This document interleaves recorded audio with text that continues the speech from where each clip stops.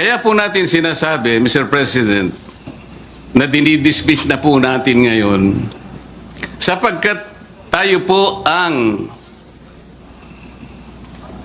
nasa lugar na sinasabihan ng Korte Suprema nung sabihin niyang ito ay immediately executory. Senator Marcoleta, so allow it. Yes, Mr. President. Thank you, Your Honor. Thank you very much, Mr. President. Thank you. So, listening to the privileged speech of the distinguished gentleman from Tarlac, the basis of your motion to dismiss is the Supreme Court's decision, which is now pending appeal by virtue of the MR, or the motion for reconsideration filed last Monday by the House of Representatives. Is it not, Your Honor? The question whether is it Yes, your subject basis to for your motion to dismiss is based on the Supreme Court decision that the so-called impeachment is unconstitutional, based on their decision. Yes, Mr. President, Your Honor, that's very, very clear and categorical. Correct. The Supreme Court decision, Mr. President, although immediately executory, is not yet final, thus appealable. Ngayon, naka-appeal na.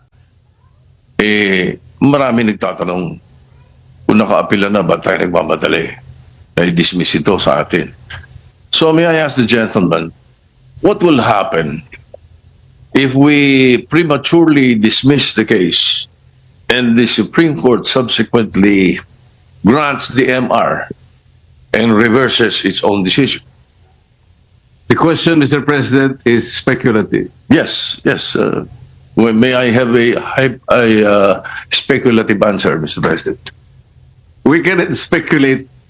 We can only guess, second guess, because on the basis of our experience as a practicing lawyer, Mr. President, ito pong ganitong klaseng desisyon, talaga pong wala na pong kaduda-duda na kahit po mag-file pa tayo ng motion for reconsideration.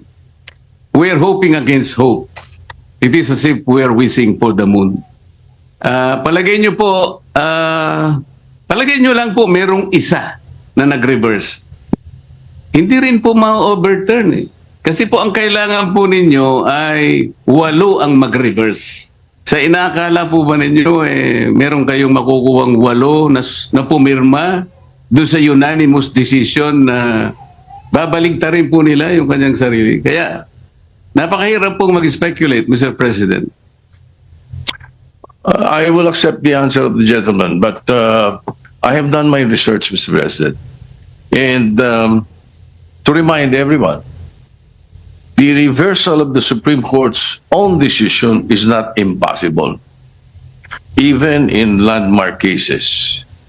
In the case of Labogal, Bilaan Tribal Association Incorporated versus Victor Ramos, GR number 127882, December 1st, 2004, questioning the constitutionality of Republic Act 7942, or the mining law, the Philippine mining law.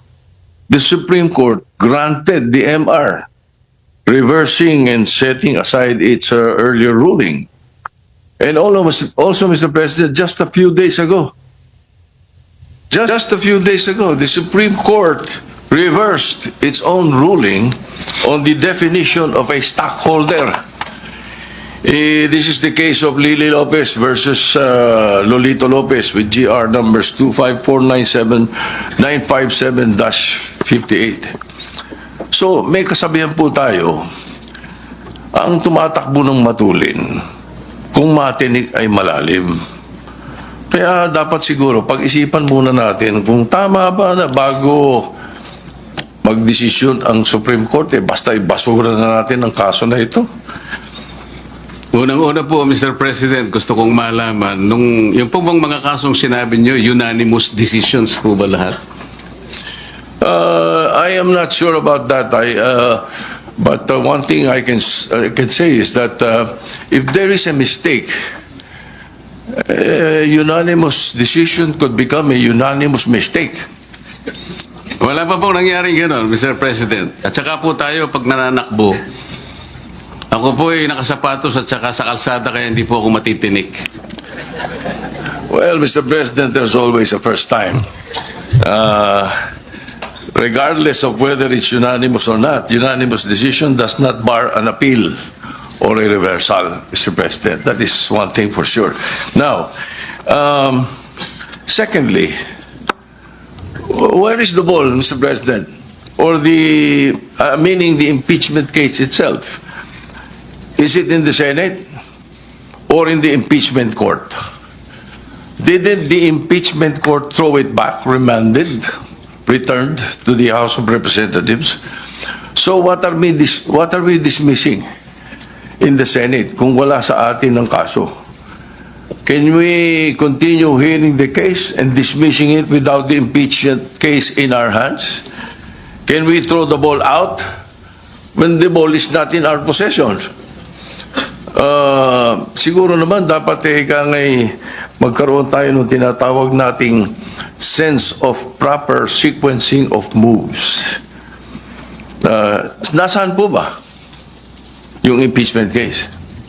Mr. President, kanina po sa aking clarificatory statement, ang sabi ko nga po, yung ginawa pong initial proceedings noong 19th Congress Senate, yun po ay nangyari sa panahon po ng 19th Congress at lahat po yun ay naisantabi lahat sapagkat natapos nga po ang termino ng 19th Congress on June 30, 2024. Kaya po natin sinasabi, Mr. President, na dinidismiss na po natin ngayon sapagkat tayo po ang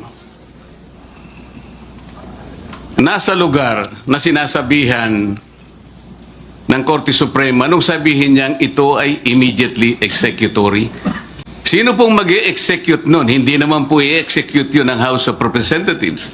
Maliwanag naman po na tayo lamang ang tinakdaan ng kataas-tahasang hukuman na gumawa ng paraan para isantabi na po ang usaping ito sapagkat napagtibay nga nila na ito'y unconstitutional, void ab initio, at wala na po tayong jurisdiction para dito.